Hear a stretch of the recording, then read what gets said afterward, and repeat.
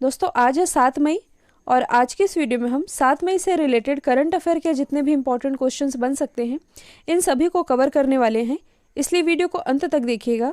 और यदि आप लोगों को इस वीडियो की पीडीएफ चाहिए तो आप हमारा टेलीग्राम चैनल भी ज्वाइन कर सकते हैं, जिसके लिंक डिस्क्रिप्शन बॉक्स में दी हुई है। और ऑनलाइन स्टडी पॉइंट की जो जीके ब्रह्मास्त्र पीडीएफ है, आप लोगों के द्वारा काफ़ी अच्छा रिस्पॉन्स आ रहा है। अभी तक यदि आप लोगों ने इस पीडीएफ को परचेस नहीं किया है तो परचेस कर सकते हैं। इस पीडीएफ को परचेस करने के बाद जीके से रिलेटेड आप लोगों को कुछ भी एक्स्ट्रा पढ़ने की ज़रूरत नहीं पड़ने वाली है। इसमें करंट अफेयर भी कवर कराया गया है, इसलिए इस पीडीएफ को आप परचेस कर सकते हैं। तो चलिए स्टार्ट करते हैं हमारा पहला क्वेश्चन। हाल ही में विश्व अस्थमा दिवस ये कब मनाया गया है, यानी कि वर्ल्ड अस्थमा डे, तो ये अभी हाल ही में मनाया गया है 5 मई को। यहाँ पर एक चीज़ आप ध्यान रखिएगा, ये हमेशा ही 5 मई को नहीं मनाया जाता है, ये मनाया जाता है मई माह के पहले मंगलवार को, यानी कि फर्स्ट ट्यूसडे ऑफ मई। क्या मनाया जाता है? World asthma day. और ये दिवस क्यों मनाया जाता है? तो दुनिया भर में अस्थमा की बीमारी और इसकी देखभाल के लिए लोगों में जागरूकता फैलाने के लिए ये दिवस मनाया जाता है। अस्थमा आप सभी जानते हैं, ये फेफड़े की बीमारी है जिसमें कि सांस लेने में प्रॉब्लम होती है, और इसी के लिए जागरूकता फैलाने के लिए ये दिवस मनाया जाता है। अब यदि हम बात करें कि इस बार जो वर्ल्ड अस्थमा डे मनाया गया है, इसकी थीम क्या रही है, तो इस बार की इसकी थीम थी इनफ अस्थमा डेथ्स। तो इसकी थीम भी आप याद रखेंगे। और ये जो वर्ल्ड अस्थमा डे है, ये पहली बार मनाया गया था 1998 में। अब यदि हम बात करें मई माह के अन्य इम्पॉर्टेंट डे की, तो देखिए 1 मई को मनाया गया है महाराष्ट्र दिवस, गुजरात दिवस और इंटरनेशनल लेबर डे। इसके बाद 2 मई को मनाया गया है वर्ल्ड ट्यूना डे। 3 मई को मनाया गया है विश्व प्रेस स्वतंत्रता दिवस, यानी कि इंटरनेशनल प्रेस फ्रीडम डे। 4 मई को मनाया गया है अग्निशामक दिवस। और 5 मई को विश्व अस्थमा दिवस तो मनाया गया क्योंकि ये मनाया जाता है मई माह के पहले मंगलवार को, लेकिन कल मैंने आप लोग बताया था इंटरनेशनल डे ऑफ मिडवाइफ्स ये मनाया जाता है प्रत्येक वर्ष 5 मई को। तो ये सभी आप याद रखेंगे। नेक्स्ट क्वेश्चन है, हाल ही में मैक्स बुपा के नए एमडी और सीईओ कौन बने हैं? तो ये भी हाल ही में बनाए गए हैं कृष्णन रामचंद्रन। और कृष्णन रामचंद्रन ये किनका स्थान लेंगे? तो ये रिप्लेस करेंगे आशीष मल्होत्रा को। देखिए यदि हम बात करें मैक्स बुपा हेल्थ इंश्योरेंस की, तो इसकी स्थापना की गई थी 2008 में, हेडक्वार्टर स्थित है नई दिल्ली में। और इसी के नए एमडी और सीईओ बन गए हैं कृष्णन रामचंद्रन। जो राजीव बंसल है, ये कुछ समय पहले ही एयर इंडिया के नए एमडी और सीईओ बनाए गए हैं, जबकि जो प्रमोद अग्रवाल है ये बनाए गए हैं कोल इंडिया के नए सीएमडी। तो ये सभी आप याद रखेंगे।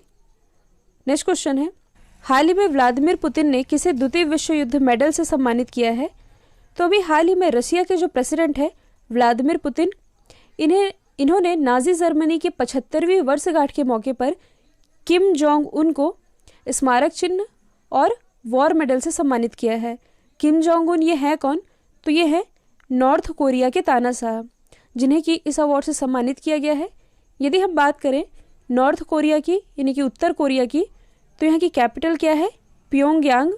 करेंसी है नॉर्थ कोरियन वॉन। जबकि जो मून जे इन है ये हैं साउथ कोरिया के प्रेसिडेंट। अब यदि हम बात करें रशिया की, क्योंकि रशिया के प्रेसिडेंट ने ही इन्हें सम्मानित किया है। रशिया की कैपिटल है मॉस्को, करेंसी है रूबल। यहाँ की संसद का नाम कल मैंने आप लोग बताया था, यहाँ की संसद है ड्यूमा। प्रेसिडेंट तो है व्लादिमीर पुतिन। यहाँ के प्राइम मिनिस्टर कौन है? तो ये हैं मिखाइल मिशुस्टिन, ये कुछ समय पहले ही बनाए गए हैं। साथ ही विश्व का पहला तैरता हुआ परमाणु रिएक्टर ये रशिया के द्वारा ही लॉन्च किया गया है। नेक्स्ट क्वेश्चन है, हाल ही में किस राज्य ने प्रवासियों के लिए एग्जिट एप्लीकेशन लॉन्च किया है? तो ये एप्लीकेशन अभी हाल ही में लॉन्च किया गया है वेस्ट बंगाल गवर्नमेंट के द्वारा।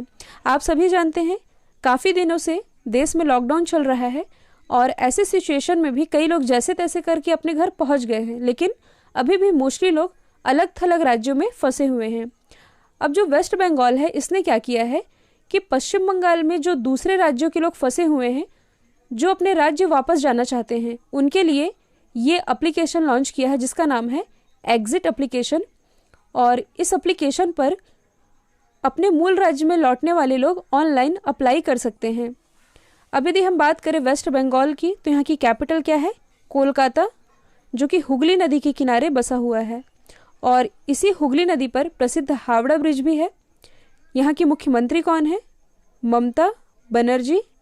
गवर्नर है जगदीप धनखड़। यहाँ से लोकसभा सीटें कितनी आती हैं? 42, जबकि राज्यसभा सीटों की संख्या है कुल 16। नेक्स्ट क्वेश्चन है, हाल ही में बैडमिंटन वर्ल्ड चैंपियनशिप को कब तक के लिए स्थगित किया गया है? तो इसे स्थगित कर दिया गया है 2021 तक, यानी कि अगले वर्ष तक। देखिए, ये जो टूर्नामेंट है ये हर साल यानी कि मोस्टली अगस्त में आयोजित किया जाता है, लेकिन अब इसे 29 नवंबर से 5 दिसंबर के बीच आयोजित किया जाएगा 2021 में। और कहाँ आयोजित किया जाएगा? तो यह आयोजित किया जाएगा स्पेन के हुआवे में। तो वेन्यू भी आप याद रखेंगे। और ये जो प्रतियोगिता है ये किसके द्वारा आयोजित की जाती है? तो ये आयोजित की जाती है बैडमिंटन वर्ल्ड फेडरेशन के द्वारा और स्पेनिश बैडमिंटन फेडरेशन के द्वारा। तो यहाँ से इम्पॉर्टेंट है बैडमिंटन वर्ल्ड फेडरेशन। यदि हम बात करें बैडमिंटन वर्ल्ड फेडरेशन की, तो इसकी स्थापना हुई थी 1934 में। हेडक्वार्टर स्थित है कुआलालंपुर, मलेशिया में।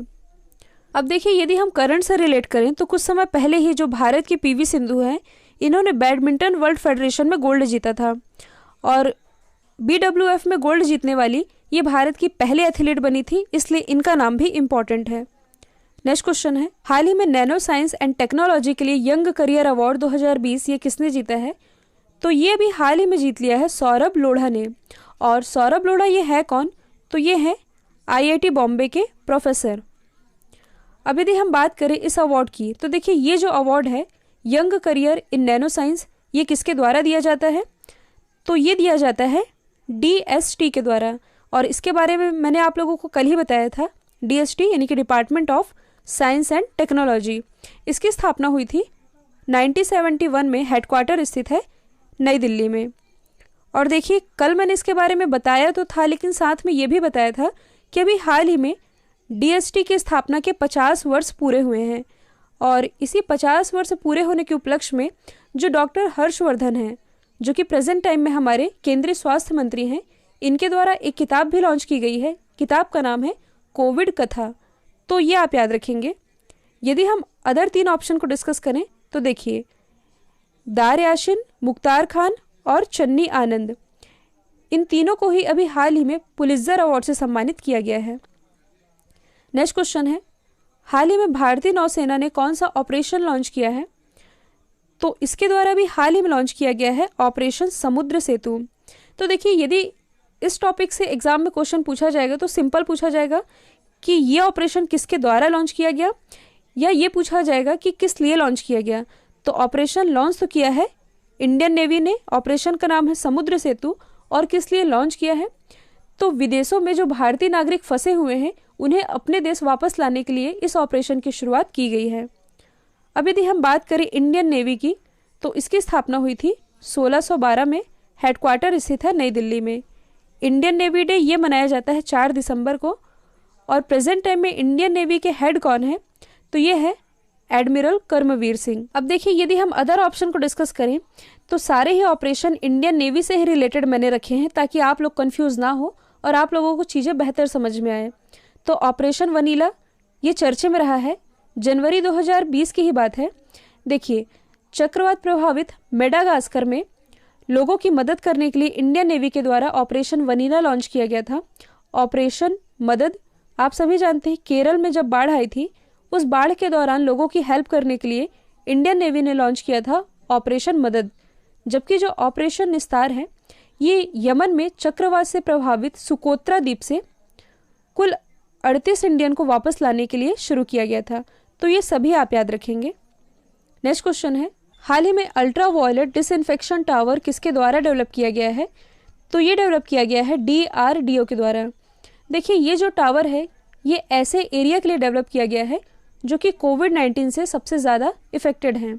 और ये एक UV बेस एरिया सैनिटाइज़र है, जैसे कि लेबोरेटरी और ऑफिस में सभी इलेक्ट्रॉनिक गैजेट जैसे कि कंप्यूटर आदि की सतहों के लिए ये यूज़फुल रहेगा। और इसे ही डेवलप किया है DRDO ने। DRDO ने किसकी मदद से इसे डेवलप किया है?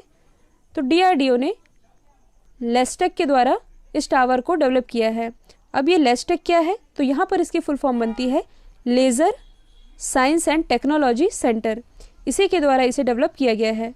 यदि हम बात करें DRDO की, यानी कि डिफेंस रिसर्च डेवलपमेंट ऑर्गेनाइजेशन, स्थापना हुई थी 1958 में, हेडक्वार्टर स्थित है नई दिल्ली में। प्रेजेंट टाइम में इसके अध्यक्ष कौन है, तो ये हैं जी सतीश रेड्डी, जिन्हें कुछ समय पहले ही मिसाइल सिस्टम अवार्ड से भी सम्मानित किया जा चुका है। नेक्स्ट क्वेश्चन है, किस राज्य सरकार ने 29 मई तक लॉकडाउन बढ़ाया है, तो 29 मई तक लॉकडाउन बढ़ाने वाला राज्य बन गया है तेलंगाना। और इसकी घोषणा इसने अभी हाल ही में, यानी कि 5 मई को की है कि तेलंगाना में अब 29 मई तक लॉकडाउन रहने वाला है। अब यदि हम बात करें तेलंगाना की, तो यहाँ की कैपिटल क्या है, हैदराबाद। हैदराबाद जो कि भारत का पहला ब्लॉक चेन जिला है, साथ ही विश्व का सबसे बड़ा मेडिटेशन सेंटर, ये हैदराबाद में ही स्थापित किया गया है। यहाँ के मुख्यमंत्री कौन है, के चंद्रशेखर राव। गवर्नर है तमिलिसाई सौंदराजन। और तेलंगाना उच्च न्यायालय के मुख्य न्यायाधीश कौन है, तो ये हैं राघवेंद्र सिंह चौहान। यहाँ से लोकसभा सीटें आती हैं कुल 17, जबकि राज्यसभा सीटों की संख्या है कुल 7। और जो तेलंगाना गवर्नमेंट है, इसने वर्ष 2020 को आर्टिफिशियल इंटेलिजेंस ईयर के रूप में मनाने की घोषणा की थी। नेक्स्ट क्वेश्चन है, हाल ही में सैनिक सेवा पदक पा चुके पूर्व केंद्रीय मंत्री का निधन हुआ है, इनका नाम क्या था, तो देखिए इनका नाम था दलित इजला मलाई। और ये जो थे दलित इजला मलाई, ये 1998-99 के दौरान अटल बिहारी वाजपेयी जी के शासनकाल में केंद्रीय स्वास्थ्य और परिवार कल्याण मंत्री भी रह चुके थे। और इन्होंने सैन्य अधिकारी के रूप में 1971 के भारत पाकिस्तान युद्ध में भी हिस्सा लिया था। और इन्हीं का अभी हाल ही में निधन हो चुका है।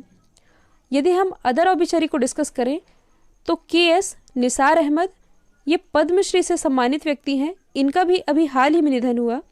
AK त्रिपाठी, ये लोकपाल के न्यायिक सदस्य रह चुके हैं। जबकि जो रोनाल्ड विवियन है, ये एक प्रख्यात इतिहासकार रहे थे और इनका भी अभी हाल ही में निधन हुआ है। कल मैंने आप लोगों से पूछा था, हाल ही में जारी किए गए ICC टेस्ट रैंकिंग में कौन सा देश टॉप पर रहा है, तो इसका राइट आंसर था ऑस्ट्रेलिया।